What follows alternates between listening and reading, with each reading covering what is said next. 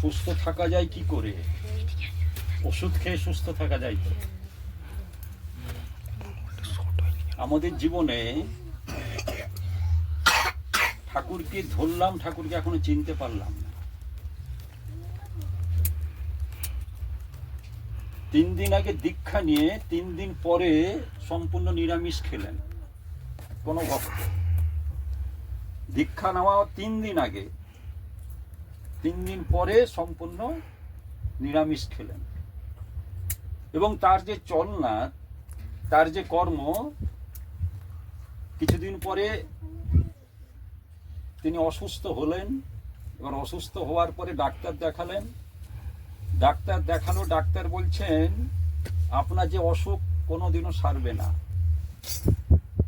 আস্তে আস্তে আপনি আরো রুগ্ন হয়ে যাবেন। ঠাকুরের কাছে এলেন।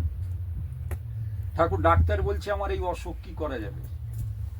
না, আপনার কোনো অসুখ নেই। না, কি বলছেন? ডাক্তার বলছে আমার এই অসুখ সারবে না কোনোদিন, আর আপনি বলছেন অসুখ নেই। বলে এটা আপনার মনের অসুখ, মনের অসুখ। তাহলে কি করব? না, আপনি যাজন করুন। মনের অসুখের কোনো ওষুধ নেই, আপনি যাজন করুন। না, যাজন করব কোথায়? আমি তো বৃদ্ধ হয়ে গেছি। না, আপনি স্ত্রীর কাছে ঠাকুরের কথা বলুন, স্ত্রীর কাছে ভগবানের কথা বলুন, ছেলের কাছে ভগবানের কথা বলুন। তারপরে লাগে আপনি যতদূর যেতে পারেন তাদের সঙ্গে ভগবানের কথা বলুন, আপনি সুস্থ থাকবেন। তাহলে অসুস্থ থাকাটা আর সুস্থ থাকাটার মাঝখানে যে গ্যাপটা, এই গ্যাপটা হচ্ছে কি আমার এগিয়ে যাওয়ার পথ, চিন্তা। তাকে গ্রহণ করলাম। এবার গ্রহণ করার সঙ্গে সঙ্গে কিন্তু আমার ভিতরে যে ভাব, ভাবেই বিশ্বাসের প্রতিষ্ঠা। যুক্তিতর্ক বিশ্বাসকে এনে দিতে পারে না। তাকে গ্রহণ করলাম, নেওয়ার সঙ্গে সঙ্গে কিন্তু বীজ মন্ত্রটা আমার চলা শুরু করছে পথ। আপনার ভাবনার ভিতরে ওই ভাবটা যেন প্রকটিত হয়ে ওঠে। বীজ নাম, প্রার্থনা 2 বার, ইষ্টভীতি 1 বার, নাম কবার? নিঃশ্বাস প্রশ্বাসের মতো। কিন্তু যে নামটা থেকে যখনই আমি দূরে থাকবো তখন ইষ্টের কথা মুখে আসবে না। স্বামী বলছে না, স্ত্রী ঠাকুরের কথা বলছে। স্বামী অজুহাত দেখাচ্ছে, দুজনই দীক্ষিত, কিন্তু স্ত্রী না বলে থাকতে পারছে না। পরশুদিন এক জায়গায় বেলদাতে সস্তনী দিতে হবে। যে সস্তনী দিতে হবে, যিনি সস্তনী নিবেন, দাদা আমি নিরামিষ খাচ্ছি অনেক। তাহলে আপনি নিরামিষ খাচ্ছেন, আপনার জ্যেষ্ঠ সন্তান এখন আমিষ খাচ্ছে, তাহলে আপনি মা হয়ে কি করে কেমন নিরামিষ খাচ্ছেন? এবং আপনার কনিষ্ঠ সন্তান যে, সে আমিষ খেত, কিন্তু এমন মেয়েকে সে ভালোবাসলো, সেই মেয়ে কিন্তু সস্তয়নী। সে মেয়ে বলল আমি তোমার বাড়িতে আমি যাব, কিন্তু তোমাকে সস্তনী নিতে হবে। চিন্তা করুন কেমন মেয়ে, কেমন পরিবার। সে মেয়েকে আমি দীক্ষা দিয়েছিলাম। বলে আমি তোমার বাড়িতে যাব, আমার একমাত্র উদ্দেশ্য যে তোমাকে সস্তনী নিতে, তোমাকে নিরামিষ খেতে হবে। সে অন্য কিছু চায় না, আমার স্বামী যেন নিরামিষ খায়। তাহলে ছোট ছেলে, ছোট বৌমা যে, সে নিরামিষ করে এখনো বড় সন্তান খায় না, কিন্তু মা নিরামিষ খায়। মা সস্তনী নেবে। আমার দীপকদার ঘরে সে বেলদা থেকে ফোন এলো, আমি দেখুন ছেলে আমিষ খায়, আপনি চান কিনা? ছেলে আমিষ ভালোবাসে, কিন্তু তার থেকে ঠাকুরকে বেশি ভালোবাসে। তো আমরা প্রত্যেকে এক একদিন করে, আমার বয়স যত বাড়ছে তেমনি আমার মৃত্যুর দিনটা কমে যাচ্ছে পরপর। মানে যদি 80 বছরে মৃত্যু হতো, এবার 80 বছর থেকে একদিন কমে গেল। তার মানে মৃত্যু যাওয়ার দিনটা এগিয়ে যাচ্ছে। ভাবছি যে তোমাকে নিয়ে চলাটা মসৃণ হচ্ছে কিনা। মসৃণ, আমার ঘরে 2 জন আমিষ খায়, 2 জন নিরামিষ খায়, কিন্তু সে আমিষের যে গন্ধটা কিন্তু আমার ঠাকুরের নাকে যাচ্ছে। এই অনুভূতিটা আমার আছে কিনা? সৎসঙ্গ কি করে? ভাবতে শেখায়। সৎসঙ্গ ভাবতে শেখায়। কান থেকে দুল পড়ে গেল আমার মায়ের, কান থেকে দুল পড়ে গেল আমার মায়ের একবারে শ্রীরাম দেওঘরে। বাবা বললেন এত মানুষের মধ্যে এই যে সোনা, সোনা হারানো তো খারাপ, এবার সোনা পাবো কোথায়? মনে পড়ে গেল ঘটনা, কিন্তু পাওয়া গেল। কোনো ঘোষণা করতে হয়নি। কলতলায় যে জল পাম্প করছিলেন ওইখানে পড়ে গেছে। তাহলে সারা বিভিন্ন রাজ্যের মানুষ সেখানে আসছে। বাবাকে চেনে এই এলাকার মানুষ, পেল কিন্তু উড়িষ্যার মানুষ। বাবা গুরু ভাইদের বলছেন যে আমার স্ত্রীর সোনার, না দাদা, তাদের মধ্যে একজন, দাদা আমি একটা সোনা রে পেয়েছি কলতলায়, সেটা কি আপনার বাড়ির মায়ের? এসে যখন দেখালো প্যান্ডেলে, বলে হ্যাঁ। কি করে পাওয়া গেল? কি করে সম্ভব? যেটা পাওয়া যায়, বিশ্বাস রাখো মূলে। এই বিশ্বাসটা কিন্তু দেখানো যায় না। এই বিশ্বাসটা কোন ভক্ত সে অন্ধকার পথে চলতে চলতে যখন সে নাম করে, তখন ঠাকুর বলছেন আমি তোদের সঙ্গে থাকি, কিন্তু আমি তোদের যে সঙ্গে থাকি নাম কর, তাহলে আমার উপস্থিতি টের পাবি। অভাবটা কোথায় জানেন? অভাবটা হচ্ছে বিশ্বাসটা আসে না। আমরা একটা মেকানিক্যালি যান্ত্রিক ভাবে ইষ্টভীতি করি। করতে হবে একটা ইষ্টভীতি করলাম, খেতে হবে একটা শুক্রবার নিরামিষ খেলাম, খেতে হবে একটা থানকুনি পাতা খেলাম, কিন্তু মুখে ঠাকুরের কথা আসে না। যদি মুখে ঠাকুরের কথা আসতো, তাহলে বাড়ির কেউ অদীক্ষিত থাকতো না। প্রথম কর্ম হচ্ছে আমার বাড়ির পরিবারের জন্য কেউ অদীক্ষিত না থাকে। ছেলে যখন 12 বছর হবে, তখন কিন্তু দীক্ষার আসনে বাবা মাকে বসাতে হবে ছেলেকে। ছেলে যখন বিয়ে করাবো, তখন একমাত্র কন্ডিশন যে বৌমা এসে যেন আমার ঘরে দীক্ষা নেয়। সেখানে যদি ছেলে বলে না, আমি কোনো জায়গায় দীক্ষার আসনে বসে আছি, কিন্তু আমাকে উঠে যেতে হয়েছে। দীক্ষার আসনে যে স্ত্রী বসেছে, দীক্ষার আসনে স্ত্রী বসেছে সম্পূর্ণভাবে দীক্ষা নেওয়ার ইচ্ছুক, কিন্তু স্বামী এসে বাধা দিল, দাদা এই তো বিয়ে করলাম 4 দিন আগে, আর একটু পরে আমার স্ত্রী দীক্ষা নেবে, উঠে গেল। তোমারে বুঝিবে যে তোমার ঘরেই বাড়িছে সে। এই পটাশপুরে কোনো দাদার জায়গায় ঘরে গেছিলাম, যে মনে আছে আমার, স্ত্রী চোখের জল ফেলে উঠে যাচ্ছে। কেন না? আমার স্বামী চায় না, স্বামী দীক্ষিত, কিন্তু স্বামী চায় না যে আমি দীক্ষা নিই। দীক্ষার দক্ষিণা সব রেডি করা আছে। যারা যাজন করে বসছি, দাদা বলে দাদা কি হলো? আমি হ্যাঁ এটা হয়, আরো কঠিন কিছু আছে, বিপদটা আছে, বিপদটাকে গ্রহণ করছি। এটাই হয়। পা ধুতে গেছে, বসে আছি ভবানী চকে, পা ধুতে গিয়ে আর আসেনি। দাদা কোথায় গেল? আমি না, পা ধুতে গিয়ে চলে গেছে। ঠাকুর অনুকূল চন্দ্র বললেন আমি কাঙাল, আমাকে মনের এঁঠো সালে আমাকে একটু জায়গা দে। তোদের মনের এঁঠো সালে আমি সিংহাসন দরকার নেই, তোদের মনের এঁঠো সালে আমাকে একটু জায়গা দে। আমার বাবা বলছিলেন যে ঋত্বিকের পাঞ্জা পেয়েছে তো, দেখবে দীক্ষা দেওয়ার সময় কত রকম ভাবে মানুষ কিভাবে ঠাকুরকে গ্রহণ করে আর কিভাবে ঠাকুরকে ছাড়ে। তাই আমাদের জীবনে চলাটা কাকে নিয়ে, চলাটা কাকে নিয়ে, এইটা হচ্ছে মূল্যায়ন। আজকে কাঁথি মন্দিরে যে সম্মেলন হয়েছিল, বহু ঋত্বিক দেবতা এসেছিলেন, বহু জায়গা থেকে ঋত্বিক দেবতা, কিন্তু সমন্বয় এটা হচ্ছে না। সমন্বয় মানে এক ভাবটা আসছে না ভিতরে। কেন না? ভিতরে সুপ্ত ইচ্ছা আমাকে প্রকাশ করা, আমার ভিতরে যে সুপ্ত অহং আছে তাকে প্রকাশ করা।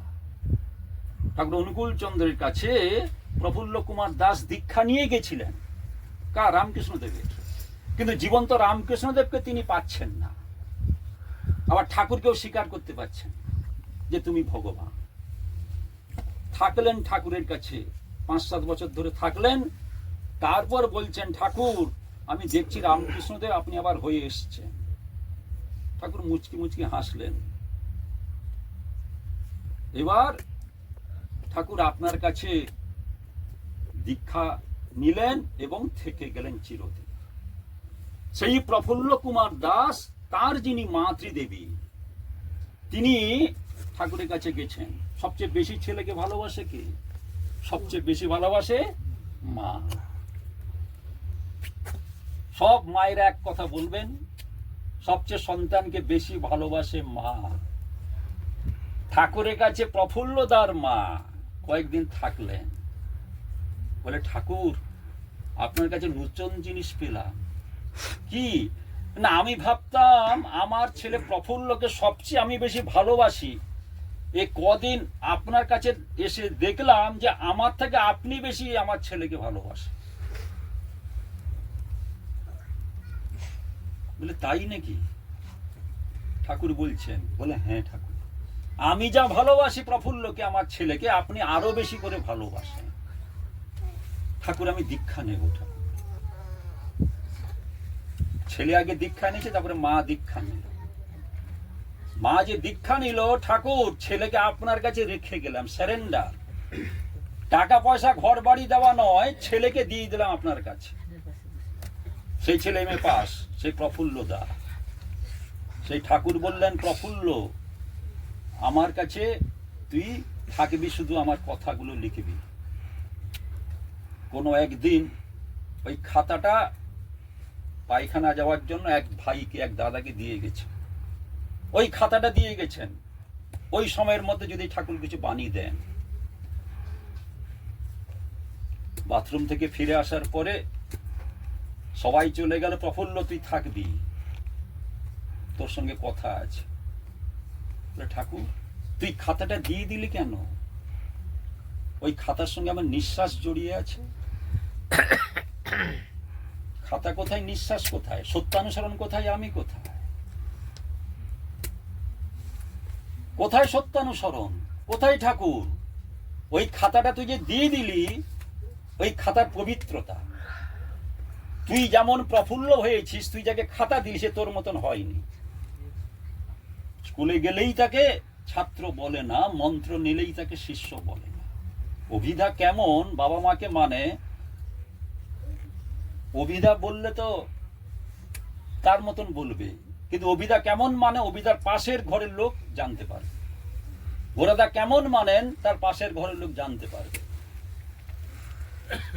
কেন না, প্রতিষ্ঠা আমার ঠাকুরের, প্রতিষ্ঠা আমার ইষ্টের। কেন ইষ্টে আমার মঙ্গল।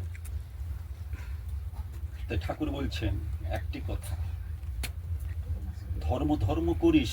ধর্মটা কি জানিস? বিইং অ্যান্ড বিকামিং, অর্থাৎ হওয়া, করো হও পাও। ইষ্টভীতি, তখন দীপকদার বাড়ির মা বলছেন, অনেকে করেন এমন, ইষ্টভীতিটা ধুয়ে দেওয়া। ইষ্টভীতি আজকে যেটা করলাম, আবার ধুয়ে দিয়ে আবার সেটা নিবেদন করলাম, আবার ধুয়ে দিয়ে আবার সেটা নিবেদন করলাম, 30 দিনে পাঠিয়ে দিলাম। কিন্তু আমার কাছে পয়সা নেই, কিন্তু আমি ওটা নিবেদন করলাম। আমি জীবনে এটা করবেন। যেটা নিবেদন করলাম ওটা ঠাকুরের হলো। যেটা আজকে 1 টাকা হোক, 5 টাকা হোক, 2 টাকা হোক, যখন নিবেদন করলাম তোমারই ভোগের লাগি, এই ভোগটা নিবেদন করছি আমি, ভোগটা কিন্তু তোমার, ওটা আমি নিতে পারি না। এটা মনে করবেন না পয়সা একটি, তোমারই ভোগের লাগি। এবং তোমাকে যখন ভোগ নিবেদন করলাম, 30 দিন পর্যন্ত আমার কাছে থাকবে। 30 দিনের দায়িত্ব কিন্তু আমার রক্ষা করা। অসুবিধাটা কি হয় জানেন তো? আমরা হালকা মনে করি, এটা পয়সা মনে করি। আর যখনই মনে করি হালকা, তখন মনটা হালকা হয়ে যায়। সুব্রতদা কি বললেন, সৎসঙ্গ কি করে? চার্জ। কিন্তু চার্জটাকে ধরে রাখতে হয়। যখন আমি সৎসঙ্গ থেকে বেরিয়ে গেলাম, তখন যখন আমার সঙ্গে 4 জন আছে, তখন 4 জনের সঙ্গে বিনিময় হচ্ছে তো ঠাকুরের কথাগুলি। যখন বিনিময় করতে করতে বাড়ি পৌঁছে গেলাম, তখন স্ত্রী কিছু নিয়ে গেছে তো তার মনের খোরাক, স্বামী কিছু নিয়ে গেছে তো তার মনের খোরাক। তখন ছোট ছোট ছেলে মেয়েকে তাকে বিতরণ করা, যেমন প্রসাদ বিতরণ করা হয়, কথা বিতরণ করা। অভিনব কি করে এত বড় হলে? সাধনা। আচার্যদেব তার স্ত্রীর সাধনা এবং ঠাকুরের প্রতি নিষ্ঠাই তাকে বাড়িয়ে দিয়েছে। বাবাকে চিনলেন। শ্রী দাদা বলছেন, অবিন, একদিন আমি থাকবো না, তোর বাবাও থাকবে না। এমন একদিন আসবেন সারা বিশ্বের মানুষ ঠাকুর ঠাকুর করবে।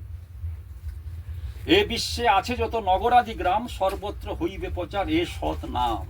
মুখ থেকে কথা যখন বেরিয়ে গেল, সুশীলদা বলছেন, ঠাকুর এ আপনি কি কথা বললেন? এ বিশ্বে আছে যত নগরাদি গ্রাম, সর্বত্র হইবে প্রচার, এটা সম্ভব হতে পারে বিশ্বে কোনোদিন?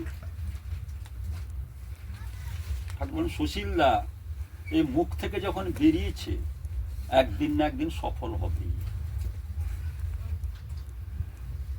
আগেকার দিনে আলোচনা পত্রিকা আমাদের ঘরে আসতো, মাসে একটা দীক্ষা হতো। বাবার নাম আছে তো দেখছি, মেদিনীপুর জেলায় দীক্ষা একটা, দুটো, তিনটা দীক্ষা হতো। এখন দীক্ষা কত হয়? কতজন দীক্ষা দিচ্ছে? কার দীক্ষা হচ্ছে? প্রত্যেকে আপনারা চেষ্টা করছেন যাতে প্রত্যেকে ভালো থাকে। ভালো থাকা মানে টাকা রোজগার নয়। আমাদের কাঁথিতে তো চিত্র দেখি, এই কালী পুজো মনে কত মানুষ কত বেশি মদ খেতে পারে। এই যে দুর্গাপুজো হলো, কত বেশি মানুষ মহালয়া থেকে শুরু হয়। এখন আগেকার দিনে পঞ্চমী থেকে শুরু হতো, এখন মহালয়া থেকে শুরু হয়। দাদা আপনি কটা ঠাকুর দেখেছেন? আমি একটাও ঠাকুর দেখিনি, একটাও নয়। কেন? আমি যে যার সঙ্গ করি, যে সঙ্গে আত্মানাং বৃদ্ধি, আমার মনের গ্রন্থির মোচন যেখানে হবে সেইখানে তিনি। আমি মা দুর্গাকে, মা কালীকে, মা শীতলাকে, মা লক্ষ্মীকে তার মধ্যে দেখি। সর্বদেব ময় গুরু। আমার আলাদা প্রতিমা দর্শন করার কোনো প্রয়োজন নেই। আসলে কি জানেন, 30 বছর, 50 বছর, 100 বছর, 150 বছর আগের যে মায়েদের পোশাক পরিচ্ছদ ছিল, এখন সে পোশাক পরিচ্ছদ গুলো নেই। মাতৃভাব হৃদয়ে প্রতিষ্ঠিত না হলে স্ত্রীলোককে ছুঁতে নেই। কেন? কথাগুলি সত্যানুসরণে আছে। মাতৃভাব হৃদয়ে প্রতিষ্ঠিত না হলে স্ত্রীলোককে ছুঁতে নেই, এমনকি মুখ দর্শন না করা আরো ভালো। কেন লিখলেন? তিনি জানেন যে এগুলো আসবে একদিন। তাই গুরুপ্রসন্ন ভট্টাচার্য ঠাকুরকে জিজ্ঞাসা করছেন, ঠাকুর আপনি লাল রং কেন পছন্দ করেন না? লাল ফুল দিই না তো ঠাকুরকে আমরা।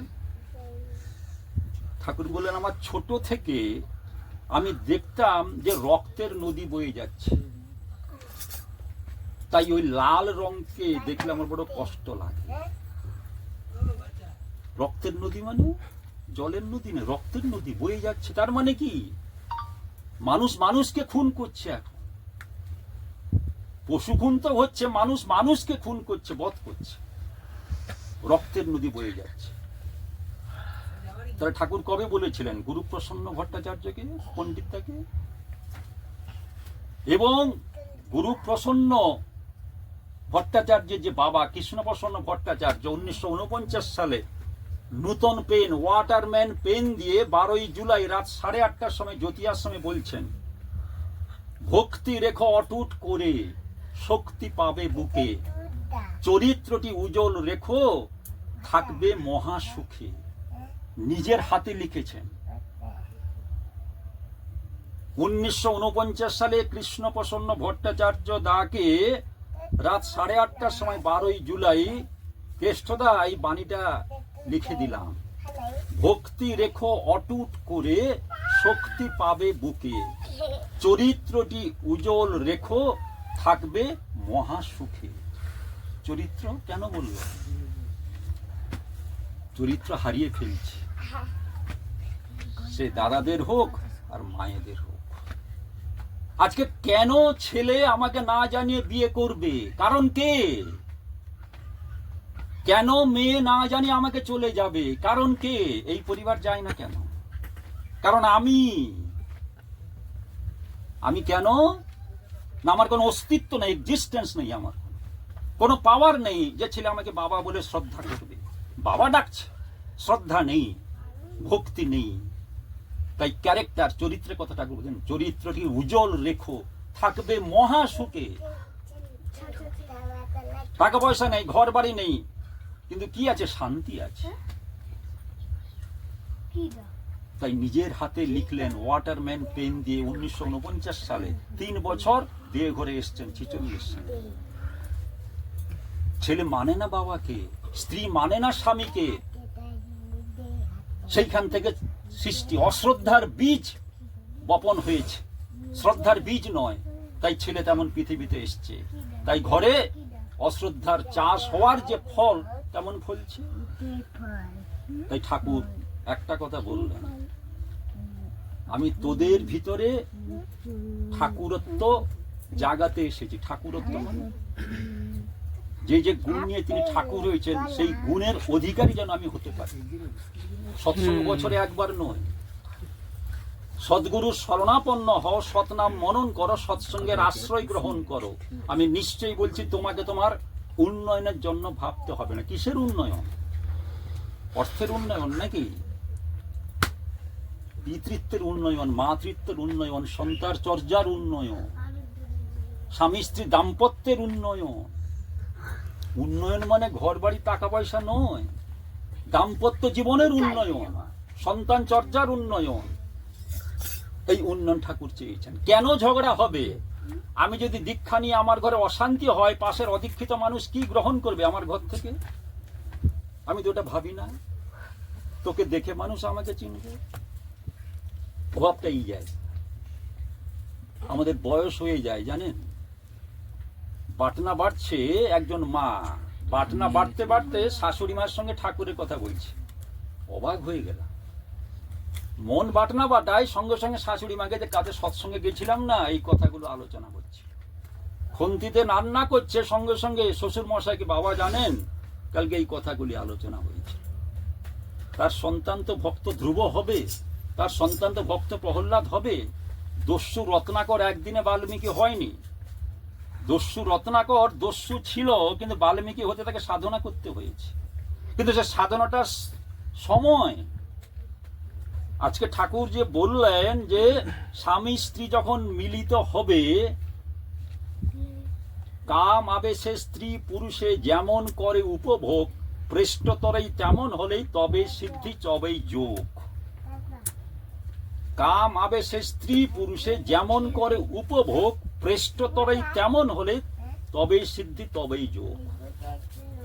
তোমাকে ছাড়া আমি নয়, তোমাকে ছাড়া আমি নয়, তুমি আমাকে ছেড়ে যেতে পারো না, আমিও তোমাকে কোনোদিন ছাড়ব না। তাই ঠাকুর বলছেন, তোদের ঠাকুর যদি কোনোদিন বকেন, তোদের ঠাকুর কোনোদিন গালাগালি দেন, তোদের ঠাকুর কোনোদিন মারধর করেন, তোদের ঠাকুর কোনোদিন গুইয়ের বালতির মধ্যে তোকে ডুবিয়ে রাখেন, তখনও বলতে পারবি যে ঠাকুর আমি তোমার, ঠাকুর আমি তোমার, ঠাকুর আমি তোমার? আলোচনা প্রসঙ্গে গ্রন্থে ঠাকুর বকেন, মারধর করেন, গালাগালি দেন, গুইয়ের বালতির মধ্যে যদি ভক্তকে ডুবিয়ে রাখেন, তখনও বলতে পারবো ভগবান তুমি আমার? পারবো না। কেন? এত নির্যাতন সহ্য করতে পারবো না, এত কষ্ট করতে পারবো না। আমি চাই আমার মঙ্গল, আমি চাই আমার কল্যাণ, কিন্তু মৃত্যুর সময় আমার ছেলে কাঁদবে তো একটু, মৃত্যুর সময় আমার স্ত্রী কাঁদবে তো, মৃত্যুর সময় আমার স্বামী, তার বাবা মা, আমার শ্বশুর শাশুড়ির জন্য চোখের জল ফেলেছে তো, না জায়গা জমির জন্য ভেবেছে ভালো জায়গাটা আমার ছোট ভাইকে দিয়ে দিল, খারাপ জায়গাটা আমাকে দিল, হয়ে গেল সেইখানে শেষ। অর্থ লোভে ইষ্ট সেবা ব্যর্থ করে ভাগ্য, নিষ্ঠাবিহীন রাগ যেখানে হয় না জীবন যোগ। দেখি তো, মানে বাবা তো চলে গেছেন, বাবা যখন থাকতেন তো প্রতিদিন আমার ঘরে পোস্টকার্ডে চিঠি আসতো। পিয়ন বলছে, দাদা আপনার ঘরে একটা পোস্ট অফিস করুন। নিচ থেকে ডেলি ডাকছেন, নিকুঞ্জবাবু আজকে চিঠি, আজকে খাম, আজকে ইনল্যান্ড লেটার। প্রতিদিন। বাবা যখন চাকরি করতেন, ঠাকুর বললেন, নিকুঞ্জ চাকরি ছেড়ে আমার কাজ কর, তোকে আমি টেনে বড় করে দিই। মাথাটা নত। বলে কত পরিবারে দেখেছি অশান্তি অভাবের জন্য নয়, অশান্তি মেনে নিতে পারছে না। স্বামী স্ত্রীতেই বেশি গন্ডগোল, ছেলেপুলে তো পরে। যে আনন্দ করে সানাই বাজিয়ে ঢাকঢোল বাজিয়ে বিয়ে হলো, সেই বিয়েটা আনন্দের থেকে বিরহে রূপান্তরিত হলো কেন? কেন? কারণ হচ্ছে আমি স্বামী হতে পারিনি, যোগ্যতা অর্জন করিনি, কিন্তু মালা দিয়ে দিয়েছি। ঠাকুর বাণী বললেন কি জানেন? আগে তুমি নারী হও, উপযুক্ত স্ত্রী হও, পরে মা হতে যেও। বিয়ে হয়েছে মানে ছেলে হবে, বিয়ে হয়েছে মানে তো বাবা মা হব নাকি? আর ঠাকুর কি বলেন, আগে তুমি নারী হও, নারীর ধর্ম পালন করো, উপযুক্ত স্ত্রী হও, স্ত্রীর ধর্ম পালন করো, পরে মা হতে যেও। নালে 5 বছর পরে মা হব, 10 বছর পরে মা হব। ওই মাতৃত্ব সুজাতকের জননী হয়ে থাকে, ওই মাতৃত্ব। না হলে প্রবৃত্তি পরচিত পাতানো মাতৃত্ব মহাপাতকের স্রষ্টা হয়ে থাকে। আমি সব বলে দিলাম, তোরা যদি মেনে চলিস এই মা হবি, যদি মেনে না চলিস চোখের জলের মা হবি। দাদা কবি শ্মশানে যাব, দাদা বলুন তো কবে শ্মশানে? 1 ঘন্টা ধরে সেদিন ফোনে কথা হচ্ছে তার ছোট ছেলের জন্য, তার মা কাঁদছে, দাদা কথা বলে না, যেই বিয়ে হয়ে গেছে কথা বলে। আমি দায়ী ছেলে নয়, কেন? যে মা সে খুঁজে সে মা আপনি হতে পারেন, মোটে ছেলের দোষ নেই। ন্যাংরা গাছে ন্যাংরা হবে তো নাকি? না ন্যাংরা গাছে টক আম হবে? মাটি মাটি। আজকে মায়েদের বেশি করে নাম করতে হবে, বিশেষ করে ওই যে রান্না যখন করেন তো খুন্তি নাড়েন, তখন কোনো টিভি না দেখে সিরিয়াল দেখছেন, এ দেখছেন, মোবাইলে এ দেখছেন না, নাম করতে করতে খুন্তিটা নাড়বেন। কেন জানেন? ওইটা আমার দেবতা খাবে। দেবতা মানে আমার স্বামী দেবতা। এই শ্রদ্ধা নিয়ে যখন খুন্তিটা নাড়বেন, স্বামী বলছে বিড়বিড় করে কি বলছো? ওরে নাম করছি। দেখবেন, করে দেখুন, 3 দিন করে দেখুন স্বামীর ভিতরে ভাব সঞ্চারিত হয় কিনা। প্রচুর মারধর করেছে ইষ্টভীতি করে বলে। আমি হয়তো বলেছি মন্দারমণিতে দীক্ষা দিয়েছিলাম স্বামী স্ত্রীকে, সিংহাসন করবে ইষ্টভীতি ছুঁড়ে ফেলে দিয়েছে। সেই স্বামী যখন স্ত্রী ফোন করে, আপনি চোখের জল ফেলুন, আপনি একদিন তার ফল পাবেন। সেই স্বামী প্রতি মাসে সৎসঙ্গ করে। দাদা সত্যি আপনি যে বলেছিলেন, আমি না বছরে 1 বার করলে হবে না। ছেলে যদি ভালো রেজাল্ট করে তাকে রাত 12টা পর্যন্ত পড়তে হবে। যদি মনে করে যে আমি ঘুমাবো 9টা পর্যন্ত পড়বো, তাহলে সে নাম্বার পাবে 30-40 পাবে, 80 পাবে না। বিস্তারে অস্তিত্ব হারাও, নিভে যাও না, বিস্তারী জীবন বিস্তারী প্রেম ফলবে একদিন। মায়ের স্তন যখন দেওয়া হয় সন্তানকে, নাম করি আমরা, ছেলে তো হয়ে গেল, বিয়ে তো হয়ে গেল, কিচ্ছু জানি না। কেন? ওই মা স্ত্রী তখন অমৃত ধারা পান করছে ছেলে, ওইখান থেকে শুরু। দেখবি ছেলে রামচন্দ্র হবে, কোনো ভুল নেই এর মধ্যে। যখন খাবো আগে ভগবানের নাম চিন্তা করে, অন্তত থালাতে একটু ভগবানের নাম করে তবে তার প্রসাদ খাচ্ছি আমি। আরো নিচে দিলে তো আরো ভালো, ভূমিতে দিয়ে জল দিলে আরো ভালো। তোমার প্রসাদ কাজ, ওটা খাওয়ার আগেও তুমি আছো। আর তখন দেখবেন যে ঠাকুর তোমাকে আমি ভুলবো কি করে? তোমাকে ভুলতে পারছি না, চেষ্টা করেও তোমাকে ভুলতে পারছি না। আমার দাদা যে ইষ্টভীতি ছেড়ে দিয়েছেন, শত শত মানুষ এরকম ছেড়ে দিয়েছে। ঠাকুর বললেন দোষ ওর নয়। কেন? ওই মক্সটা দেওয়ার মানুষ দরকার। মাস্টার যেমন করে কি, হাত ধরে মক্স দেয়, ছড়িটা ধরে হাত ধরে মক্স দেয়, মক্স দেওয়ার মানুষ নেই, আর টানের একটু অভাব আছে। কিন্তু ওইটা দেরি হয়ে গেছে। বিপাক পথে হাত ধরে যে চলার কায়দা জানিয়ে দেয়, ওই কায়দা তারই জানিস গুরু বলে, অভয় পথে সেই তো নেই। আমার বাবাকে কে কায়দা জানাতো? আমার বাবা তো তখন একা। ভক্তি ভক্তি তোর শক্তি আনে, বোধ আনে তোর জয়, ভক্তি ও বোধ ছাড়িস না কো, হবেই না কো ক্ষয়। তুমি যদি পারফেক্ট হও, তোমার জন্য মেয়ে অপেক্ষা করছে, সেই মেয়ে তোমাকে মালা দেবে, কোনো ভুল নেই। খুঁজতে হবে না মেয়ে, যত দূরে থাকুক আসবে সেই মেয়ে। কিন্তু ওই নির্ভরতা। ভক্তি এনে দেয় জ্ঞান, জ্ঞান এই সর্বভূতে আত্মবোধ হয়, সর্বভূতে আত্মবোধ হলেই আসে অহিংসা, অহিংসা হতেই প্রেম। তুমি যতটুকু যে কোনো একটির অধিকারী হবে, ততটুকু সমস্তগুলির অধিকারী।